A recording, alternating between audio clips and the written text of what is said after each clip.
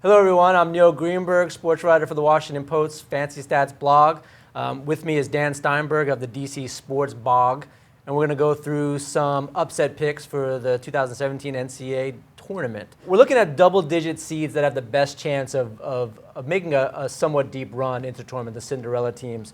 For me in the East, I think we're looking at number 10 Marquette. They play South Carolina in the first round. They have a tough matchup against Duke, but Duke, I'm not sure, isn't without its flaws. I like Marquette. They led the nation in three-point shooting. If they get hot and start making their shots, they could run up the score.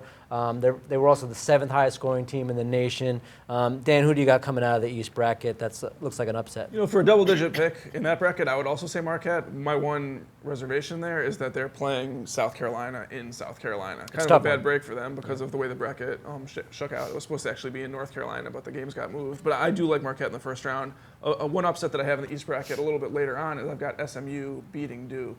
Probably not a popular pick. I think Duke is one of the favorites to win the whole tournament, but I like the way SMU plays. I like how hot they are. Duke kind of went on that big run at the ACC tournament. Maybe that was their best basketball of the year. And so I think that SMU's got a shot anyhow. Yeah. Moving over to the Midwest bracket, I have number 11 Rhode Island making some noise. I have them beating the number 6 seed Creighton. And then they play Oregon in the second round. Some people don't like Oregon. They feel like they're a vulnerable number 3 seed.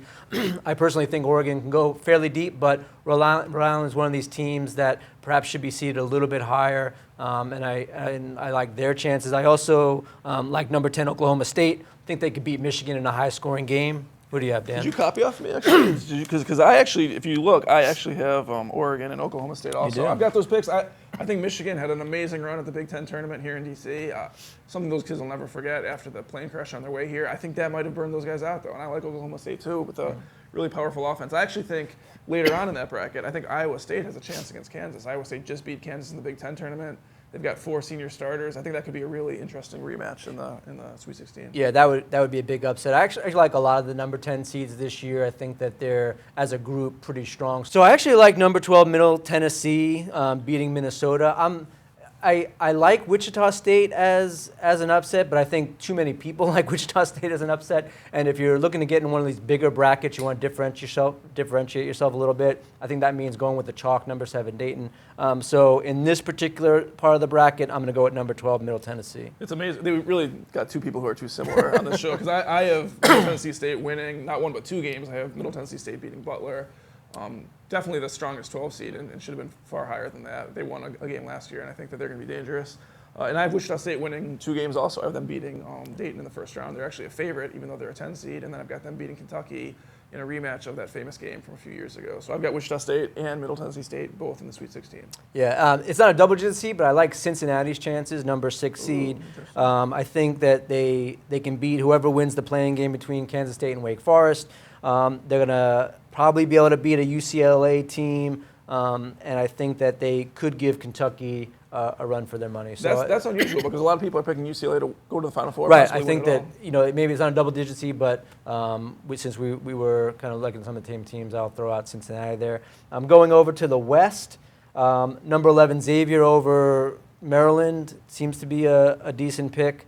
I think that I'm not quite sure that Xavier can go that far. This is actually the bracket that I like the chalk the most. I don't see too many double-digit seeds being able to go too far. Perhaps Xavier, if they get hot, they beat Maryland, and then they got to play the winner of Florida State, Florida Gulf Coast.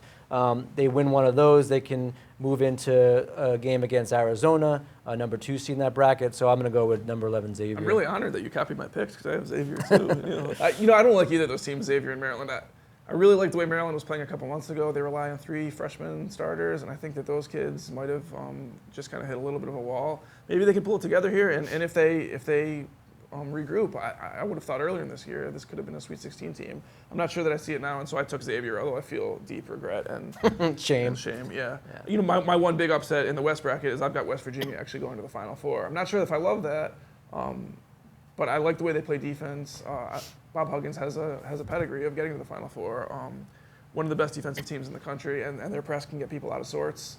I also like to support the press as a journalist, and so I took West Virginia to the Final Four.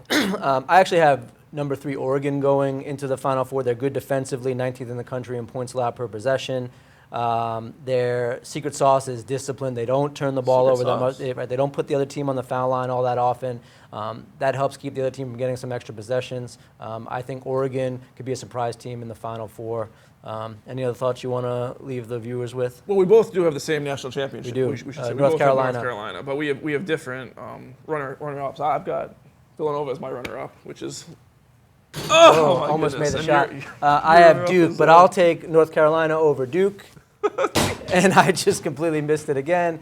But we won't miss on the bracket. So I'm Neil Greenberg. This is Dan Steinberg. Good luck in your tournament.